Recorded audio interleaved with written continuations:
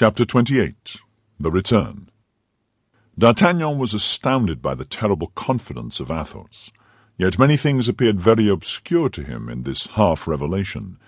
In the first place, it had been made by a man quite drunk to one who was half-drunk. And yet, in spite of the uncertainty which the vapour of 3 or 4 bottles of Burgundy carries with it to the brain, D'Artagnan, when awaking on the following morning, had all the words of Athos as present to his memory as if they then fell from his mouth. They had been so impressed upon his mind. All this doubt only gave rise to a more lively desire of arriving at a certainty, and he went into his friend's chamber with a fixed determination of renewing the conversation of the preceding evening. But he found Athos quite himself again, that is to say, the most shrewd and impenetrable of men.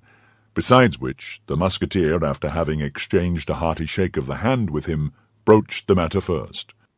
"I was pretty drunk yesterday, D'Artagnan," said he. "I can tell that by my tongue, which was swollen and hot this morning, and by my pulse, which was very tremulous. I wager that I uttered 1,000 extravagances." While saying this, he looked at his friend with an earnestness that embarrassed him. "No," replied D'Artagnan. "If I recollect well what you said, it was nothing out of the common way." "Ah, you surprise me. I thought I had told you a most lamentable story." And he looked at the young man as if he would read the bottom of his heart. "My faith," said D'Artagnan, "it appears that I was more drunk than you, since I remember nothing of the kind." Athos did not trust this reply, and he resumed, "You cannot have failed to remark, my dear friend, that everyone has his particular kind of drunkenness, sad or gay. My drunkenness is always sad, and when I am thoroughly drunk, my mania is to relate all the lugubrious stories which my foolish nurse inculcated into my brain. That is my failing, a capital failing, I admit. But with that exception, I am a good drinker." Athos spoke this in so natural a manner that D'Artagnan was shaken in his conviction. "It is that, then," replied the young man, anxious to find out the truth. "It is that, then, I remember as we remember a dream. We were speaking of hanging." "Ah, you see how it is," said Athos, becoming still paler, but yet attempting to laugh. "I was sure it was so. The hanging of people is my nightmare." "Yes, yes," replied D'Artagnan. "I remember now. Yes, it was about... Stop a minute. Yes, it was about a woman." "That's it," replied Athos, becoming almost livid. "That is my grand story of the fair lady, and when I relate that, I must be very drunk." "Yes, that was it," said D'Artagnan. "The story of a tall fair lady with blue eyes." "Yes, who was hanged." "By her husband, who was a nobleman of your acquaintance," continued D'Artagnan, looking intently at Athos. "Well, you see how a man may compromise himself when he does not know what he says," replied Athos, shrugging his shoulders as if he thought himself an object of pity. "I certainly never will get drunk again, D'Artagnan. It is too bad a habit." D'Artagnan remained silent, and then changing the conversation all at once, Athos said, "By the by, I thank you for the horse you have brought me." "Is it to your mind?" asked D'Artagnan. "Yes, but it is not a horse for hard work." "You are mistaken. I rode him nearly 10 leagues in less than an hour and a half, and he appeared no more distressed than if he had only made the tour of the Place Saint-Sulpice." "Ah, you begin to awaken my regret." "Regret?" "Yes, I have parted with him." "How?" "Why, here is the simple fact. This morning I awoke at 6 o'clock. You were still fast asleep, and I did not know what to do with myself. I was still stupid from our yesterday's debauch.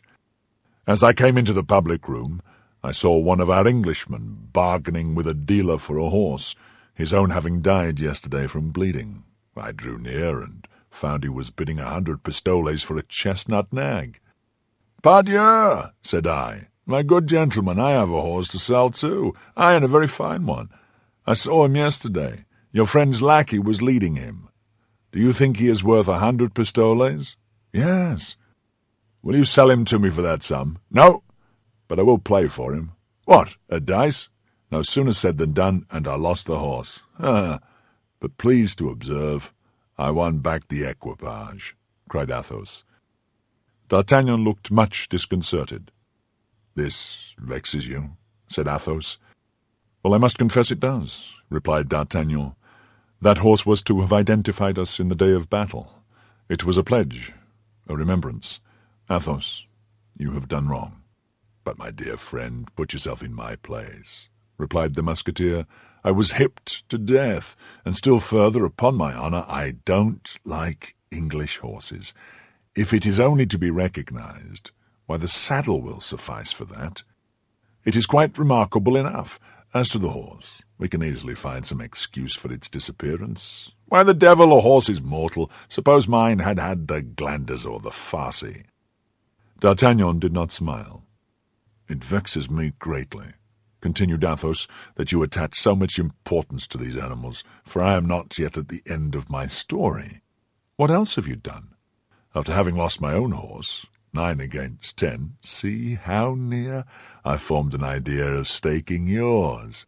"Yes, but you stopped at the idea, I hope." "No, for I put it in execution that very minute." "And the consequence?" said D'Artagnan, in great anxiety. "I threw, and I lost." "What, my horse?" "Your horse, 7 against 8, a point short.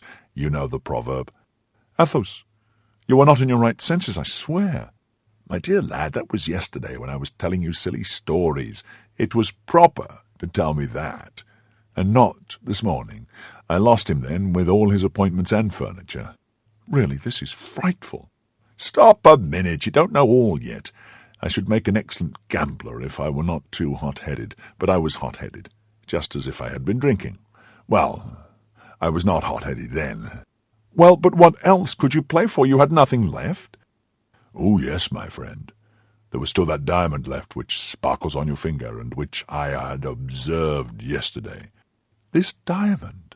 said D'Artagnan, placing his hand eagerly on his ring. "And as I am a connoisseur in such things, having had a few of my own once, I estimated it at 1,000 pistoles." "I hope," said D'Artagnan, half dead with fright, "you made no mention of my diamond." "On the contrary, my dear friend, this diamond became our only resource.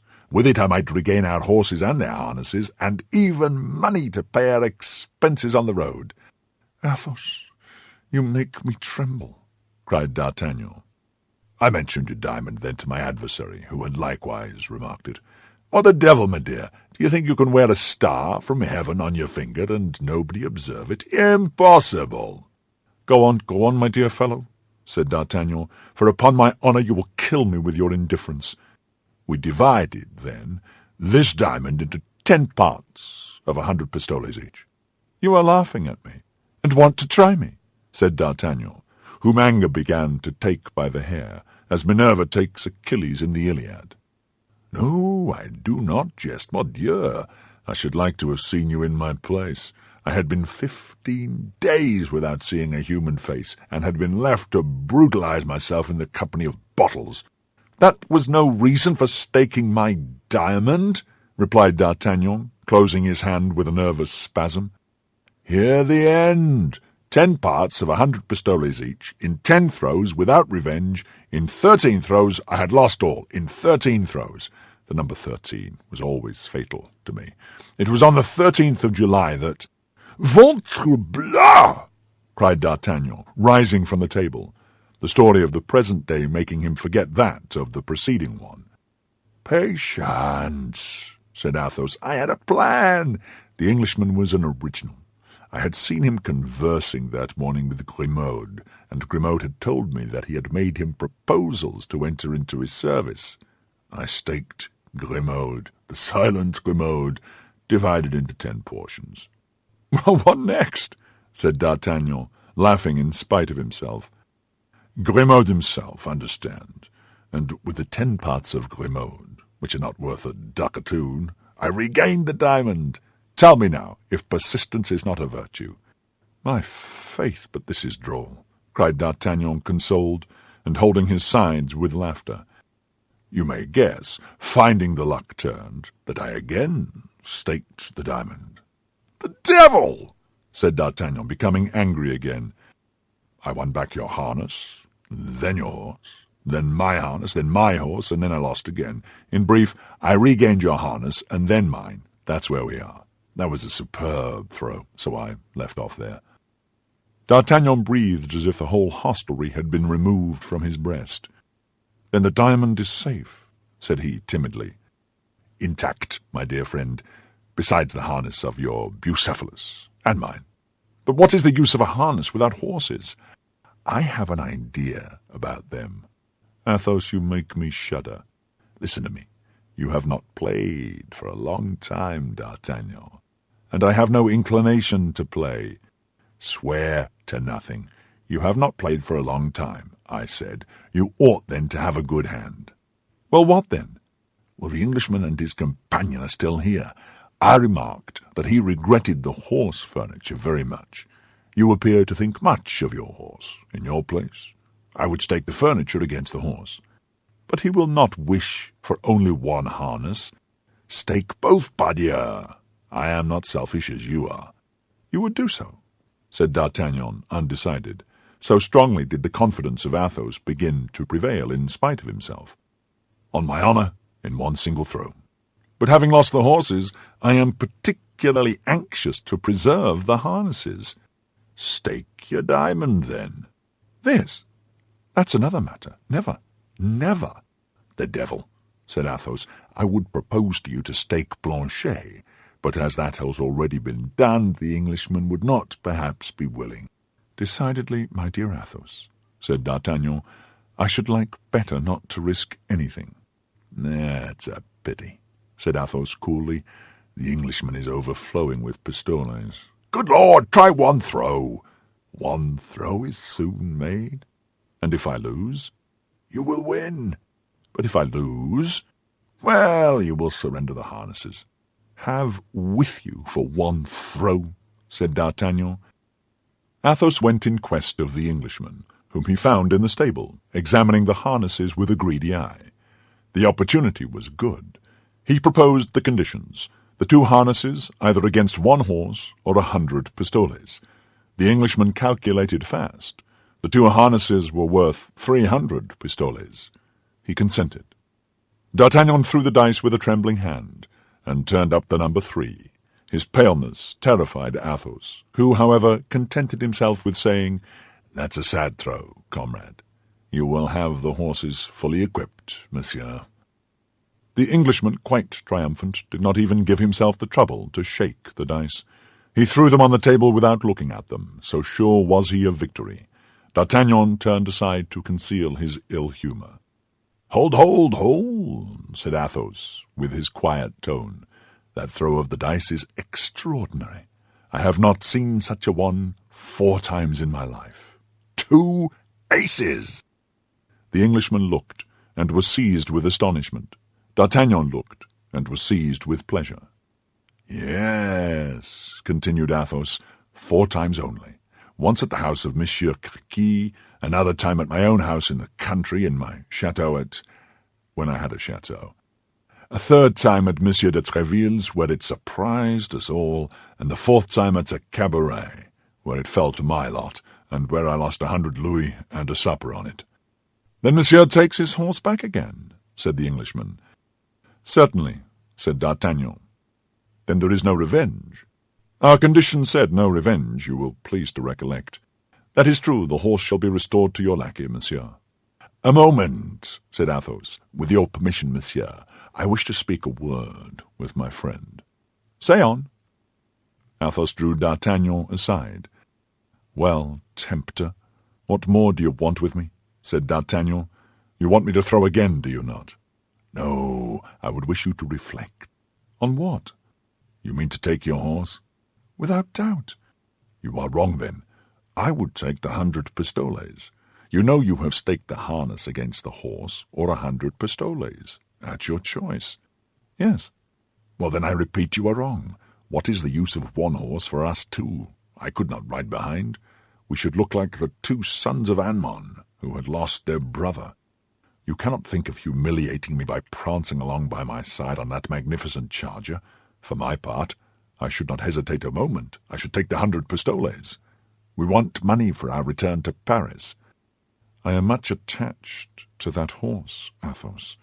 And there again you are wrong. A horse slips and injures a joint, a horse stumbles and breaks his knees to the bone, a horse eats out of a manger in which a glandered horse has eaten. There is a horse, while on the contrary, the 100 pistoles feed their master. But how shall we get back? Upon our lackey's horse, pardieu. Anybody may see by our bearing that we are people of condition. Pretty figures we shall cut on ponies, while Aramis and Porthos caracole on their steeds. Aramis, Porthos, cried Athos, and laughed aloud. What is it? Asked D'Artagnan, who did not at all comprehend the hilarity of his friend. Nothing. Go on. Your advice, then? To take the 100 pistoles, D'Artagnan. With the 100 pistoles we can live well to the end of the month. We have undergone a great deal of fatigue, remember, and a little rest will do no harm. I rest? Oh, no, Athos. Once in Paris I shall prosecute my search for that unfortunate woman. Well, you may be assured that your horse will not be half so serviceable to you for that purpose as good golden louis. Take the 100 pistoles, my friend. Take the 100 pistoles! D'Artagnan only required one reason to be satisfied. This last reason appeared convincing.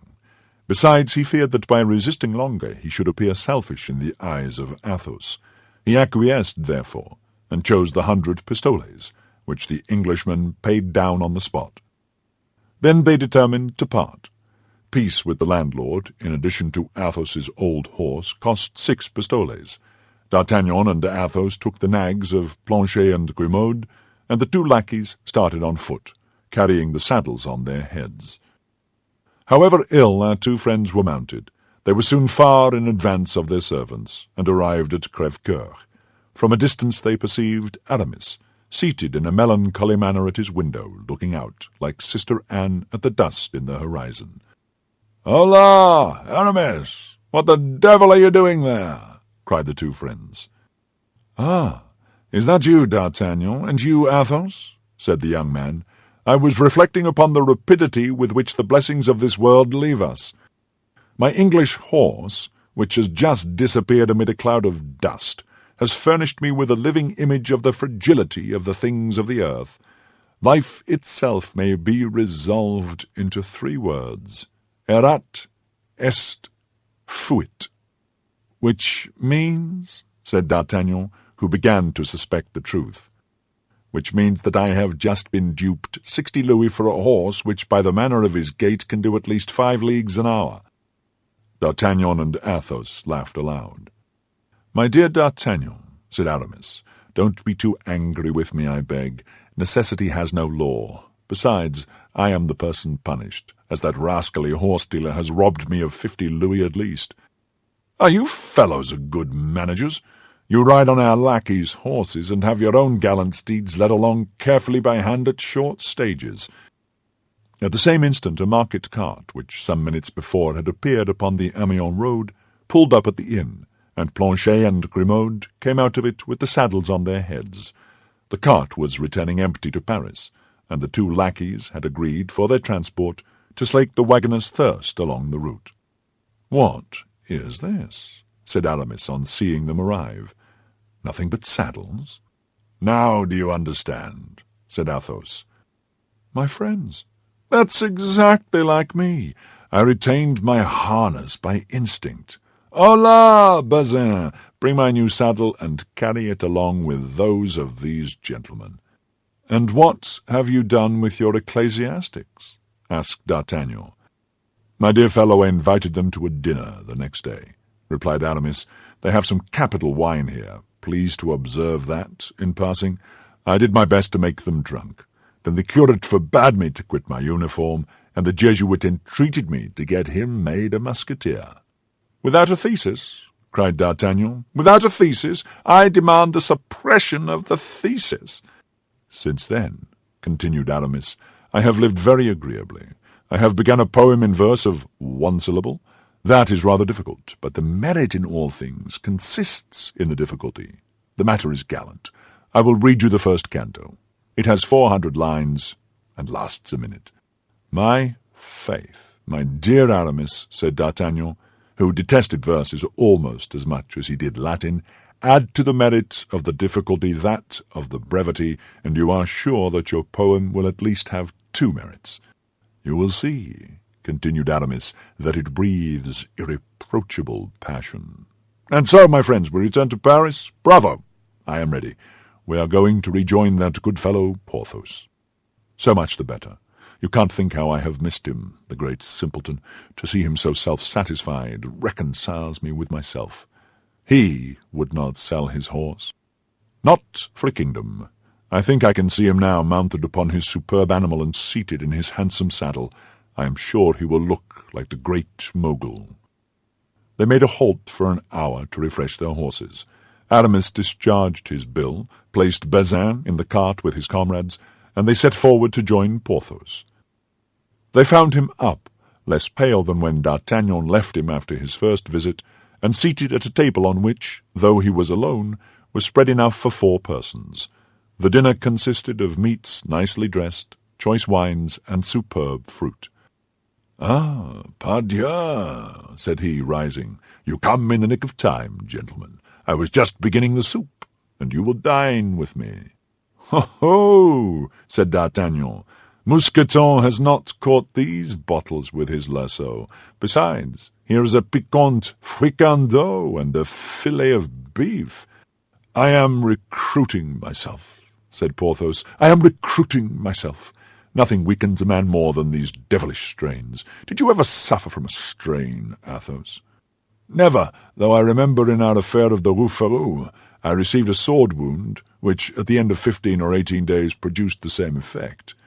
"But this dinner was not intended for you alone, Porthos," said Aramis. "No," said Porthos.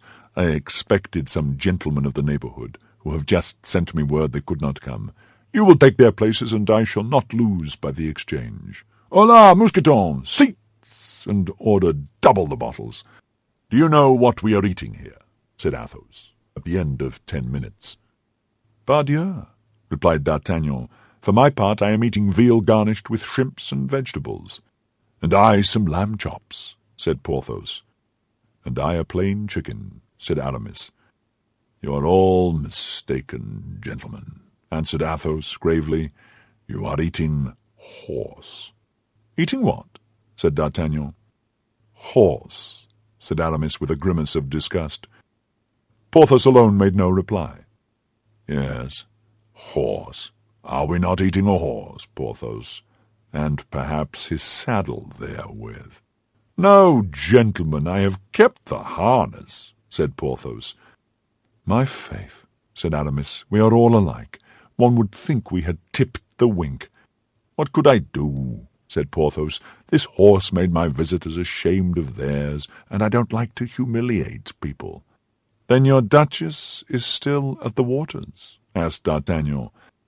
"Still," replied Porthos, "and my faith, the governor of the province, one of the gentlemen I expected today, seemed to have such a wish for him, that I gave him to him." "Gave him?" cried D'Artagnan. "My God, yes, gave, that is the word," said Porthos, "for the animal was worth at least 150 louis, and the stingy fellow would only give me 80. "Without the saddle?" said Aramis. "Yes, without the saddle. You will observe, gentlemen," said Athos, "that Porthos has made the best bargain of any of us." And then commenced a roar of laughter in which they all joined, to the astonishment of poor Porthos. But when he was informed of the cause of their hilarity, he shared it vociferously according to his custom. "There is one comfort, we are all in cash," said D'Artagnan. "Well, for my part," said Athos, "I found Aramis's Spanish wine so good that I sent on a hamper of 60 bottles of it in the wagon with the lackeys. That has weakened my purse." "And I," said Aramis, "imagined that I had given almost my last sou to the church of Montdidier and the Jesuits of Amiens, with whom I had made engagements which I ought to have kept. I have ordered masses for myself and for you, gentlemen, which will be said, gentlemen, for which I have not the least doubt you will be marvellously benefited." "And I," said Porthos, "do you think my strain cost me nothing? Without reckoning Mousqueton's wound, for which I had to have the surgeon twice a day, and who charged me double on account of that foolish Mousqueton having allowed himself a ball in a part which people generally only show to an apothecary, so I advised him to try never to get wounded there any more." "Aye, aye," said Athos, exchanging a smile with D'Artagnan and Aramis. "It is very clear you acted nobly with regard to the poor lad. That is like a good master." "In short," said Porthos, "when all my expenses are paid, I shall have at most 30 crowns left." "And I about 10 pistoles," said Aramis. "Well, then, it appears that we are the Croesus of the society. How much have you left of your 100 pistoles, D'Artagnan?" "Of my 100 pistoles? Why, in the first place, I gave you 50. "You think so?" "Pardieu!" "Ah, that is true, I recollect. Then I paid the host 6. "What a brute of a host! Why did you give him 6 pistoles?" "You told me to give them to him." "It is true. I am too good-natured. In brief, how much remains?" 25 pistoles, said D'Artagnan. "And I," said Athos, taking some small change from his pocket, "You? Nothing?" "My faith, so little that it is not worth reckoning with the general stock." "Now then, let us calculate how much we possess in all." "Porthos?" 30 crowns. "Aramis?" 10 pistoles. "And you, D'Artagnan?" 25. "That makes in all," said Athos.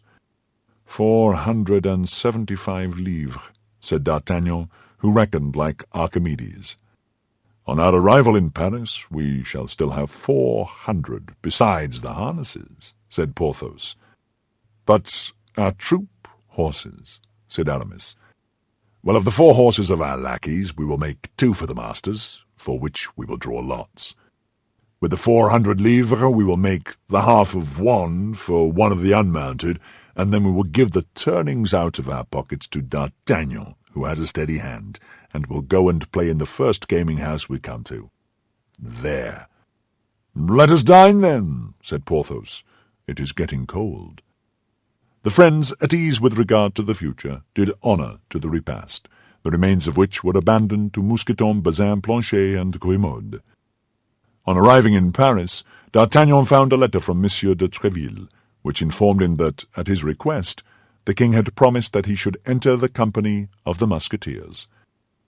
As this was the height of D'Artagnan's worldly ambition, apart, be it well understood, from his desire of finding Madame Bonacieux, he ran full of joy to seek his comrades, whom he had left only half an hour before, but whom he found very sad and deeply preoccupied. They were assembled in council at the residence of Athos, which always indicated an event of some gravity. Monsieur de Tréville had intimated to them His Majesty's fixed intention to open the campaign on the 1st of May, and they must immediately prepare their outfits. The 4 philosophers looked at one another in a state of bewilderment. Monsieur de Tréville never jested in matters relating to discipline. "And what do you reckon your outfit will cost?" said D'Artagnan. "Oh, we can scarcely say. We have made our calculations with Spartan economy, and we each require 1,500 livres. 4 times 15 makes 60. 6,000 livres, said Athos. "It seems to me," said D'Artagnan, "with 1,000 livres each. I do not speak as a Spartan, but as a procurator." The word procurator roused Porthos. "Stop," said he. "I have an idea." "Well, that's something, for I have not the shadow of one," said Athos coolly. "But as to D'Artagnan, gentlemen, the idea of belonging to ours has driven him out of his senses. 1,000 livres! For my part, I declare I want 2,000. 4 times 2 makes 8, then, said Aramis. "It is 8,000 that we want to complete our outfits, toward which, it is true, we have already the saddles." "Besides," said Athos, waiting till D'Artagnan, who went to thank Monsieur de Tréville, had shut the door, "besides, there is that beautiful ring which beams from the finger of our friend." "What the devil! D'Artagnan is too good a comrade to leave his brothers in embarrassment while he wears the ransom of a king on his finger."